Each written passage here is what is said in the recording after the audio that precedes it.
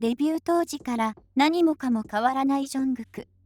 見た目は男らしく成長していますが、ふとした瞬間の顔つきは、デビュー当時のあどけなさが、ちらっと顔を覗かせる瞬間もありますよね。そこで、今回は、兄さんのものは僕のもの、僕のものは僕のものというジャイアン的な思考を持つジョングクの負けず嫌いなエピソード5選を紹介します。どんなジョングクも可愛すぎて胸キュンすること間違いありません。ぜひご覧ください。ジョングクの負けず嫌いエピソード。BTS の中で一番最年少にもかかわらず、誰よりも負けず嫌いなジョングク。15歳の時に親元を離れて、宿舎でメンバーと生活してきたのですが、お兄ちゃんたちに可愛がられてのびのびと生活してきた様子がよくわかります。一番年上のジンに対しても容赦なくぶつかるジョングクの姿は、アーミーにとって可愛く映りますよね。選べないほど負けず嫌いな可愛いエピソードを持つジョングク。今回は BTS のバラエティ番組「走れバンタン」の中から厳選した5つのエピソードをお届けします。EP33 フォトゾーンゲーム。お題に沿って表情やポーズを作り、カメラの10秒タイマーに合わせてフォトゾーンの中にジャンプをして映らなければいけないというゲーム。テーマに沿った表情でなかったり、フォトゾーン内に顔が映っていなかったら失敗というルールです。ジョングクは J-HOPE とこのゲームを行ったのですが、どんな手を使ってでも勝ってやるという負けず嫌いな一面を発見。このチームには、万歳、うさぎ、おぼろげ、プインプイン、無表情、おえつ、花ポーズ、ハート、笑顔、怒りの10個のお題が出されました。ジョングクの負けず嫌いが発揮したのは、2つ目のお題、うさぎの時で、ジャンプをした途端に J-HOPE を押してフォトゾーンから排除したのです。ジョングクは、見事にフォトゾーン内に収まり、1人だけが、綺麗に、うさぎのポーズをする姿が映っていました。しかし、押し出すのはダメだよ、とメンバーから注意され、その後は、邪魔をすることなく真剣に取り組み、驚異のジャンプ力で、ほとんどのお題を成功させました。失敗になりそうな時には、断固として反対し、成功にしてもらったりと万年の特権を最大限に駆使していたジョングクだったのです。EP38 パズル綱引きゲーム。3つの縄の端に体を縛り、5分以内に前に置いてあるパズルを完成させたらポイントをゲットできるゲームです。ジョングクの対戦相手はジンとシュガ。ジョングクはスタートしてすぐに置いてあるパズルを組み合わせ始め、びくともしませんでした。チーム外のテテがジョングクのパズルの台を押さえてくれるほど真剣ぶりが伝わってきます。引っ張られるジンとシュガはなかなかパズルにたどり着けず、ジョングクの邪魔をすることに。すると、ジョングクは2人の力の強さに負けて後ずさりしてしまい、闘争心に火がつきました。パズルを続けながらも、ジンとシュガの縄を引っ張り反撃をするジョングク。縄の引っ張り合いにしか目がいかないほどに面白い戦いを繰り広げるジョングクの負けず嫌いな一面を見ることができます。一番にパズルを完成させようと頑張っていたジョングクでしたが、最初にパズルを完成させたのはシュガでした。決着がついてもなお、パズルを完成させようと取り組んでいる姿がカメラに収められています。勝負ごとになると、相手が誰であっても、堂々と戦うジョングクの姿に胸キュン必至です。EP65 ミントチョコ論争。続いてはミントチョコ論争。走れバンタンの中では、アーミーなら誰もが知っているであろう。有名な回ですよね。ミントチョコが好きなチームと苦手なチームに分かれて討論を行うのですが、討論するにあたり1人につきに2つの NG ワードが決められています。普段よく言っている言葉をメンバーが指定し、本人に NG ワードは伝えられないまま話し合いを進めていくという内容です。チョングクの NG ワードは、チョヌン、僕は、討論の序盤に、一つ目の NG ワードに気づいたチョングクは、その言葉を確信させるために、何度も NG ワードを発します。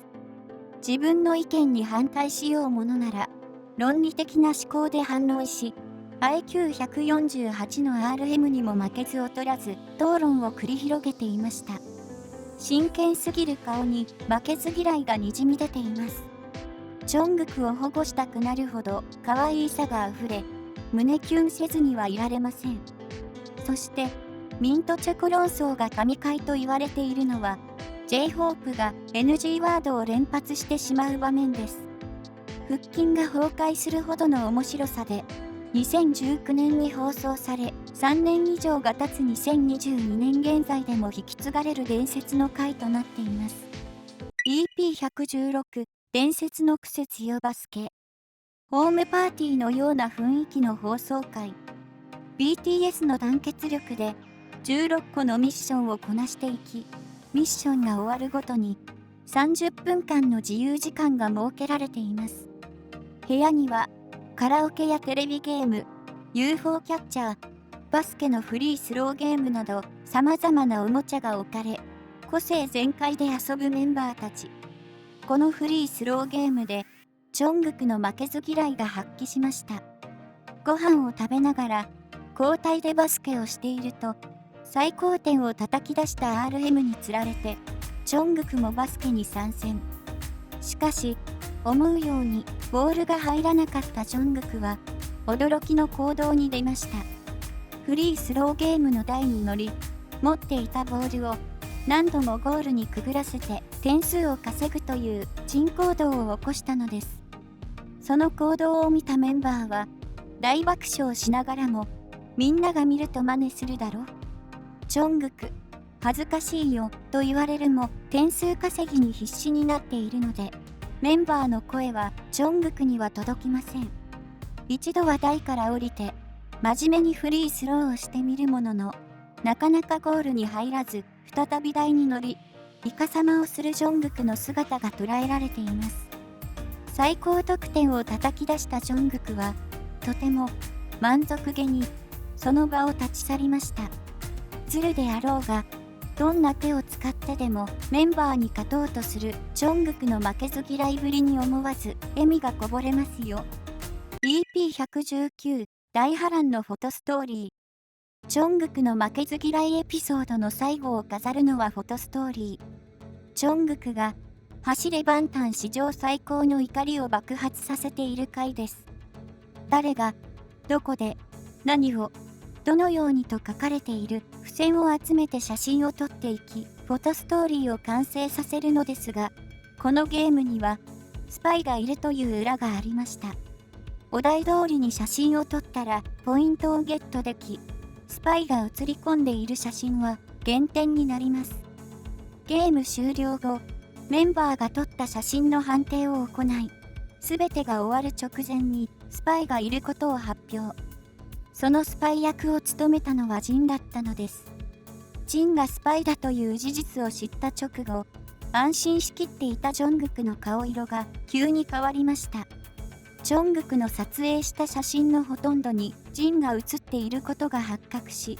動揺を隠しきれずにそわそわし始めます。自分が撮った写真をまじまじと見ながら、ここにジンヒョンが写っている。あ、これもだ。ここにも、と、写真の中に、ジンがたくさん隠れていることに気がついたチョングクは大暴れ。一旦、落ち着いたと思ったら、これ、ジンヒョンの手じゃない？あ、この後ろ姿もジンヒョンじゃない？と、再び暴れ回っていました。減点される写真が多すぎるあまり、チョングクは、自分が最下位だと思い込み、点数を発表する前に、言わなければいけないことがありますと告白をします。メンバーからは、点数が発表されるまではわからないよとフォローがあったにもかかわらず、どうせ最下位だからと言い張っていました。しかし、本当の最下位はジミン。チョングクが告白をしなければビリは逃れられたのに、勘違いのせいで最下位という結果に終わったのです。EP119 の動画の後半からジョングクが終始騒いでいる様子が映し出されています。何事にも全力で取り組んでいるからこそ負けず嫌いなジョングクの姿についキュンとしてしまいます。まとめ。ジョングクの負けず嫌いエピソードはいかがでしたか？勝負は誰にも負けたくないと常に全力で打ち込む姿を見ると嬉しい気持ちになりますよね。かっこよくて何でも完璧にこなすジョングクですが、諦めずに取り組んでいるからこそ黄金マンデが誕生したと言っても過言ではありません。ジョングクの負けず嫌いエピソードはまだまだたくさんあります。一瞬の行動にも出ていたりするので、見逃さずにチェックしてみてください。